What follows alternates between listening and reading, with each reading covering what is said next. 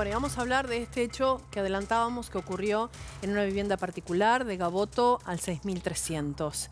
Allí, un chiquito de tan solo 12 años de edad estaba manipulando un arma que ya se hallaba en su domicilio, aparentemente estaba guardada en un placar.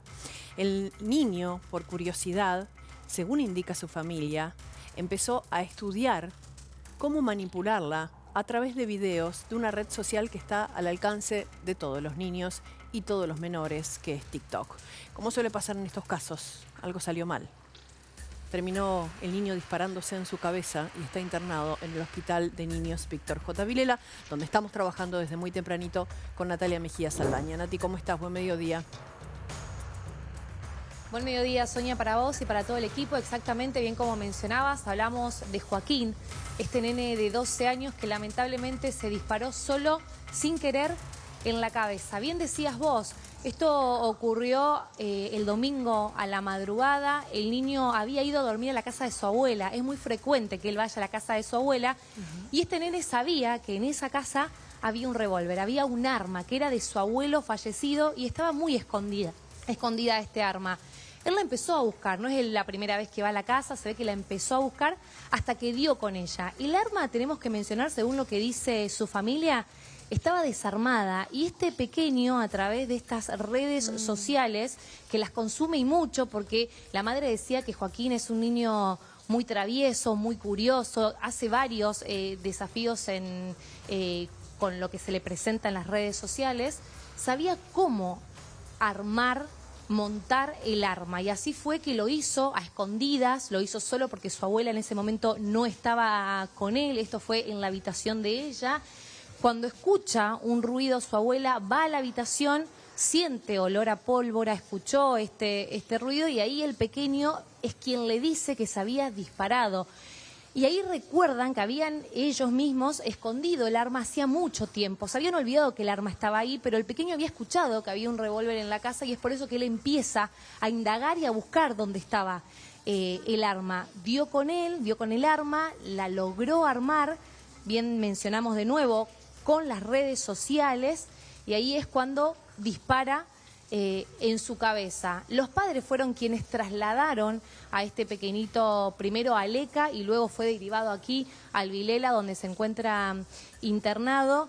Mucha preocupación, pudimos también hablar con el director del hospital, con su madre, quienes por suerte nos dicen que fue el mismo Joaquín quien contó lo que había pasado, que si bien está internado y tienen que ver qué sucede en el transcurso de las horas, él está bien. Sí, claro. Sonia, te escucho. No, para hacer este repaso entonces, antes de escuchar los testimonios que recogiste esta mañana.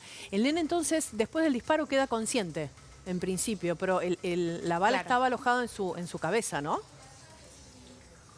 Exactamente, el nene estaba consciente, la bala queda alojada, él mismo se toca aquí atrás y ve que tiene sangre. Temporal, y también a lo que menciona la madre, sabía él cómo contenerse, porque se saca la remera y él mismo con 12 años, se contenía, apretaba su cabeza con la remera porque también lo había visto en las redes sociales en el caso de que alguien reciba un disparo. Él sabía lo que tenía que hacer. Le cuenta a su abuela, la abuela llama a su mamá y a su papá y después el niño sí queda inconsciente, pero fue él mismo que pudo contar. Es más, agarró y volvió a esconder el arma en esos minutos que tuvo antes de que la abuela ingrese a la habitación.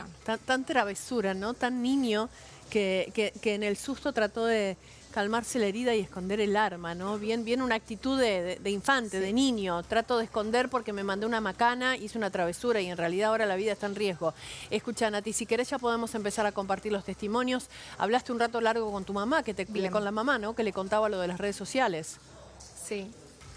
Así es, hablamos con Tatiana, que ella está aquí, también está el papá en el hospital y esto nos mencionaba.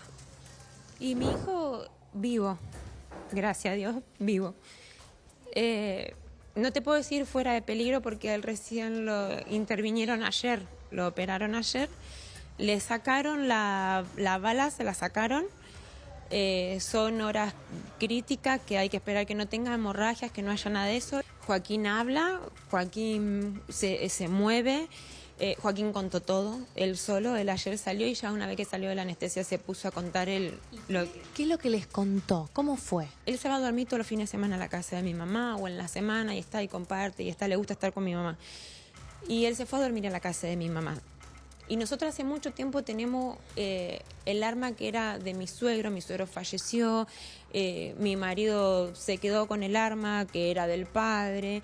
Él ayer empezó con dolor cuando salió de la anestesia y empezó a llorar y llorar y llorar y decía que no podía creer lo que estaba viviendo, que era un tonto y pedía perdón y pedía perdón. Y yo le decía que no tenía que pedir perdón, que lo único que me interesaba a mí es que él estaba vivo, que después hablaremos de lo que pasó cuando él estuviera bien, pero que lo único que me interesaba es que él estuviera bien.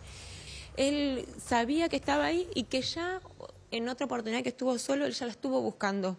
Porque él le decía... ¿Cómo sabía cómo armar el arma? No, eso te digo, y que le dije que le voy a prohibir los videos, todo, porque él me dijo que lo vio en un video.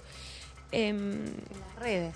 Sí, TikTok, en TikTok, que vio cómo armar, porque él contó como si fuera una persona grande, que él agarró las balas, las vio, porque de hecho agarró 2 o 3 balas, que las puso en el cargador, que lo puso en la pistola y usó la palabra y la monté y me hizo el gesto.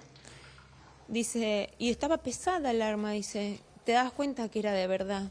Dice, y después ve los stream, los otros que o los videos de música que están con armas y esas cosas, y dice que él quiso hacer lo mismo. Pero como él había puesto las balas, dice que después apretó el botón para sacar el cargador.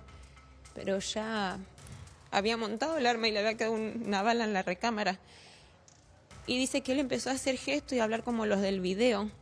Y dice que levantó la mano como haciendo gestos y dice que él me jura y me rejura que él no apretó, que no se le apoyó, no apretó.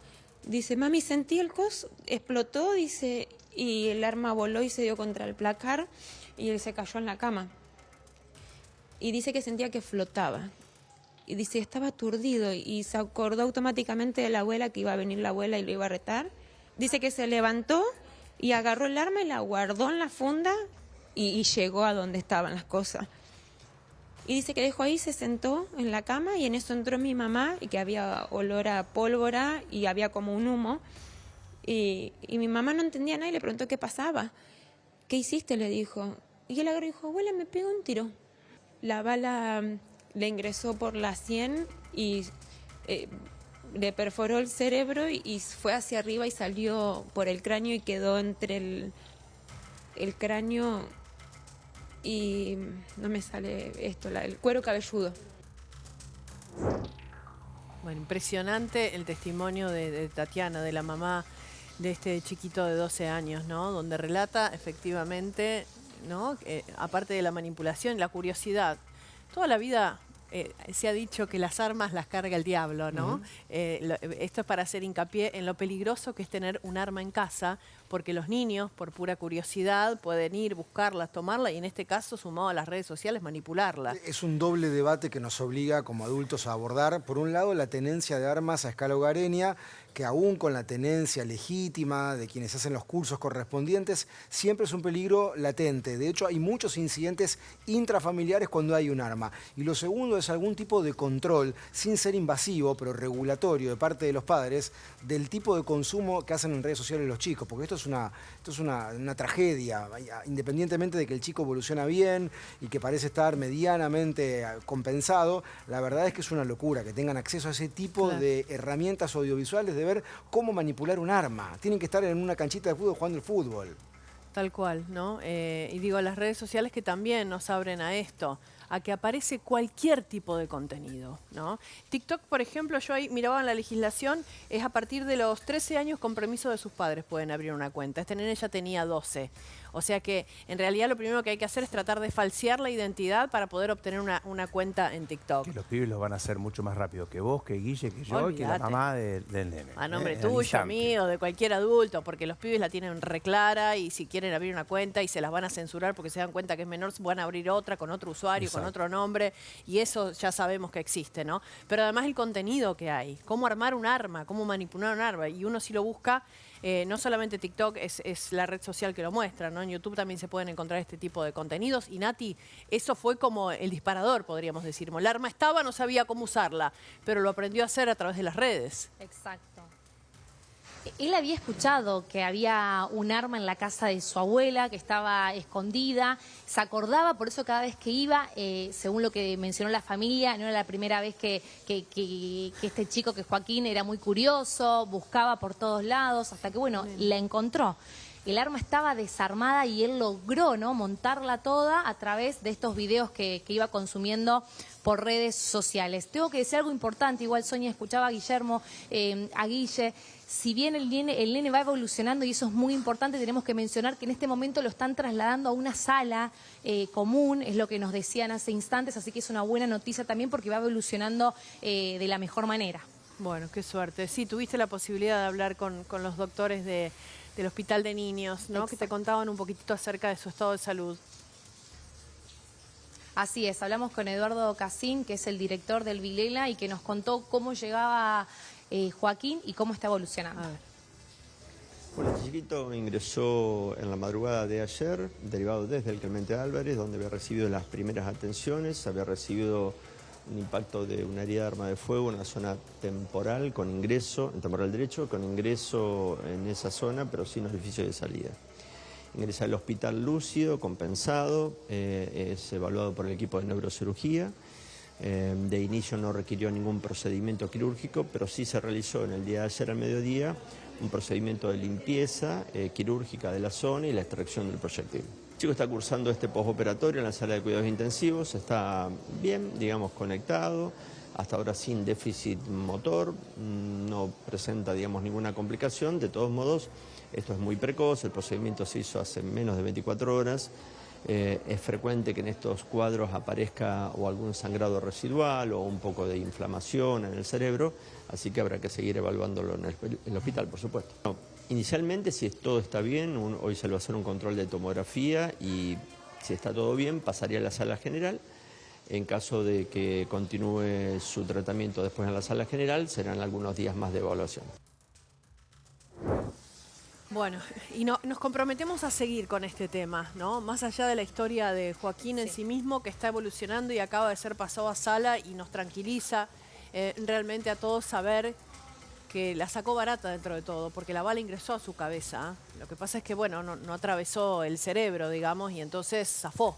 Pero podríamos estar hablando de una muerte, por supuesto, ¿no? Y de esto, algo tan sensible, las armas en las viviendas, que todavía las debe haber un montón, a pesar de los planes de desarme, que existen desde hace ya, no sé, 1 o 2 décadas. Pero dice, siguen ¿no? estando, no son del todo atractivos, a veces la remuneración que se ofrece no es tan importante, pero insisto en esto, siempre es un peligro latente, digamos, así como hay gente que se siente protegida por tener ese arma en casa para ser utilizada en caso extremo, también es la generadora de accidentes intrafamiliares y la estadística así lo demuestra. Claro, y por otro lado también el uso de las redes sociales, que los padres, por más de que querramos estar atentos, seguramente algo se nos escapa. No suele pasar esto. Nosotros somos hijos de preadolescentes y adolescentes y uno trata de hablar y estar en diálogo y saber qué miran y para dónde van, pero a veces se nos escapan. Entonces, bueno, a veces se necesitan mayores herramientas que nos pueden dar profesionales, y de esto vamos a estar hablando en la continuidad de los días para seguir este tema tan sensible, ¿no? Que casi le cuesta la vida a este chiquito, Nati. Sí. Así es, Sonia, esto que mencionabas vos también, y remarcarlo, ¿no? Desde casa, los mismos padres, en las escuelas, ¿no? Hacer hincapié con el tema del uso de las redes sociales, que cada vez es más grande, cada vez vemos a chicos más pequeños manipulando el celular. Uno a veces piensa que no, pero un nene chiquito ya sabe cómo prenderlo, cómo apagarlo, cómo ingresar, ¿no?, a las diferentes redes sociales, así que en eso sí lo mejor es poder estar bien atentos. Exacto. Y bueno, y tratar de correr un poco la culpa. En este caso del niño que se sentía responsable y culpable, se lo dijo su mamá, lo explicó. La mamá le dijo, no importa, vos está bien, después hablamos. Y los padres, que también solemos sentirnos muy culpables, ¿no? Por esto que pasa. Hay series que están muy en auge que hablan de esto. Se nos escapan detalles de nuestros hijos adolescentes y nos sentimos mal. Bueno, vamos a buscar herramientas para tratar de aprender un poco juntos. Gracias, Nati.